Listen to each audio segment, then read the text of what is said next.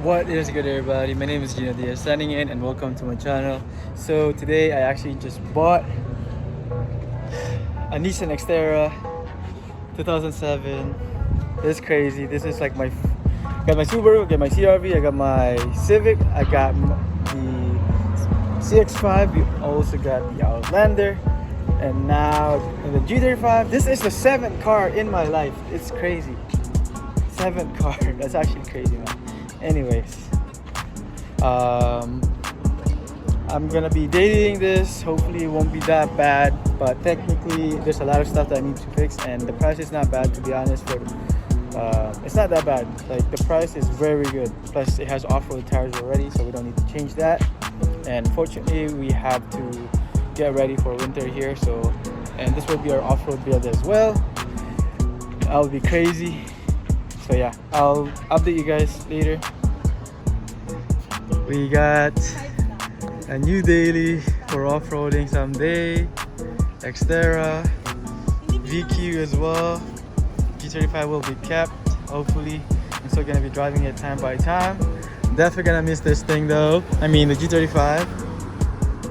Once again, just waiting for my brother-in-law to come, because like, he will have to drive this home.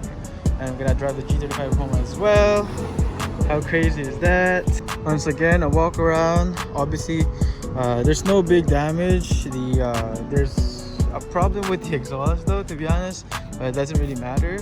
There's a rust here, not too bad. It's definitely gonna grow someday, but right now it's not really big of a deal. Interior is nice, not too bad, to be honest. So very happy with this purchase. Hopefully it won't have any problems in the future. But once again, I mentioned earlier, the fuel gauge is not working, so that's why check engine light is on. We read it earlier. ABS light is on as well. It's basically everything is on. The airbag light is on. It doesn't have traction control, but once again, it has 180,000 kilometers. Not too bad, to be honest. That's like probably 100,000 miles only for 4,900 bucks. So, and it has off-road tires, pretty nice. It's 2K. Yun nga, hindi ko rin alam yung mga guys. Yung mga very pang ragyo, no? We technically made it home.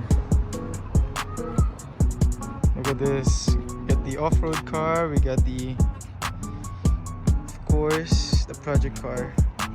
Alright guys, so this is it. I'm gonna be showing you guys maybe next time what it is, but what's inside. But technically this is tie rods, this is lower control arms, and this is ball joints as well.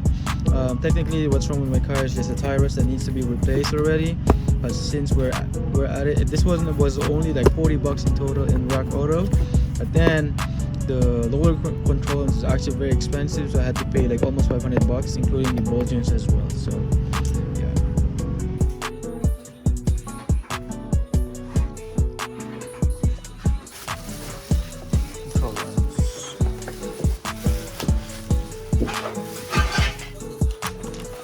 tie rods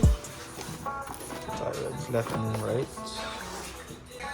The upper controllers actually doesn't look bad. We'll do those if it's not the lower control.